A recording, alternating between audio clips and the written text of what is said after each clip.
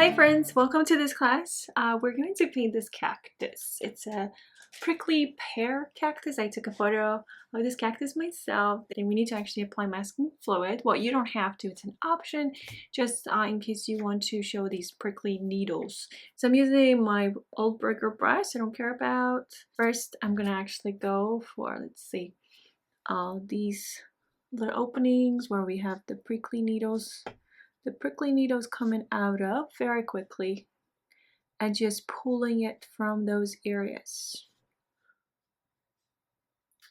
If the masking is too thick on your brush, I suggest to quickly rinse it off. So we're going to wet all this except for these flowers, the buds, whatever that is, okay? So the fruity part. We are gonna stay away from it. Have your colors pre-diluted with water. Alright, I might stick with this brush and this long quill. So this flat brush and then long quill that I'm holding, just to layer the first part. So I'm gonna grab this. This is my imidazzle yellow. So I'm gonna first start with just the yellow. Let that spread a little bit. As you see, I'm not applying it everywhere. I'm kind of choosing, and this is water to milk like ratio. So I'm choosing the areas. I don't need this everywhere, okay? It's not important to apply it everywhere. And then I'm going to dilute more of it. And now introduce some of the sap green in it too.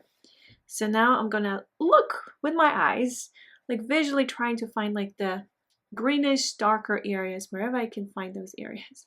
You can switch to a different brush. You might find yourself like feeling like, okay, you know what, this is a little too big of a brush. So you might want to switch to a smaller brush, maybe a quill brush, for example. This is my long quill size 4. And now I'm gonna grab this. So this is my yellow, then green, and I forgot to dilute some of the blue, but there's my blue. This is still milky, like water milk like ratio, okay? But I want to find the areas where I see maybe some of this blue. And then a little bit, now we have the green, right? And then let's start introducing a little bit of this red too. Blue, green, red. We're gonna place it on the bottom. I'm exaggerating it a little bit because I really want to see that dimension, because it's harder to see it to me right now, like when I look at the reference. Is this too yellowish? Kind of. So maybe I'll grab a little bit of this blend and move the paint around here. It has to be a damn brush though when I move the paint around. I do like the variation, and you will notice, what you'll notice is that we have different shades of that green now, because we started with the yellow and then we ended up adding some blue to the green, right? And we changed the green so many times. So this is the first part of our cactus. All right, my friends, we're going to paint these fruity parts now. So I'm going to start with this one. I have some masking fluid there for like the lightest parts, and then we have some prickly needles.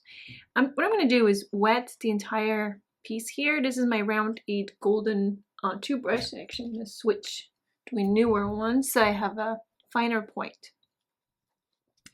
So you want to wet it and then apply colors wet on wet, starting with like a, let's see, what colors? Well, it is like a red, right? And actually, if you compare the quinacridone red, that's pretty much it, right?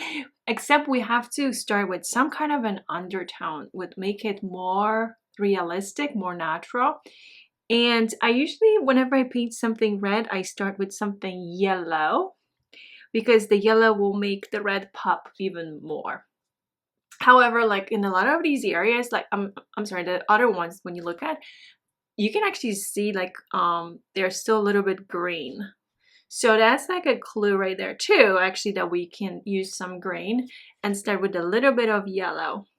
And we can also start with blue as well if the areas are darker. I know it's a little confusing, but just bear with me, and please watch the first one and then you kind of get the idea. as I will be guiding you like with the colors. Why am I using certain colors? Like the top, I feel like almost it has some of that raw sienna. It kind of feels like it. And this way, like we wouldn't have to use maybe the imidazzle yellow right away for this one here, because it's not like that bright red color. It's more like a purple-ish, goes into the purple. What makes purple is red plus blue. But I don't want to start really with the blue as much. Not quite. So here goes. I'm going to grab a little bit of raw sienna. And I'm going to start a little bit on top. Now, I'm not adding it everywhere, just a couple areas, right? And then I'm going to go around these little areas where we will have prickly needles. Add in a couple other areas, wherever I feel like maybe there's some highlight or the area is a little lighter. Let's see on this side. And then I'm not even going to clean the brush. I'm just going to grab this quinacridone red because I have a little bit of yellow now. And then let's kind of like go around these prickly needly parts in a way, like circles. This is the edge here. I'm going to grab now heavier ratio, so like a heavy cream of the red plus a little bit of blue, and then I'm going to add it to the areas that seem like more purple edge, like darker. But this is also heavy cream, so I also decrease the amount of water in my paint on my brush. Just trying to save that part maybe.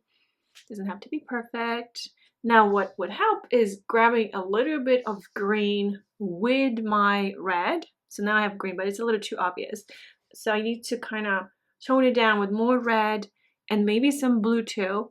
And go for these shadowed areas. I already started like applying the blue with the red. But now this is like a true full, like a shadowy shade because I grabbed some of the green. And green is a complementary color to red. And that's why you want to use that green for the shadows.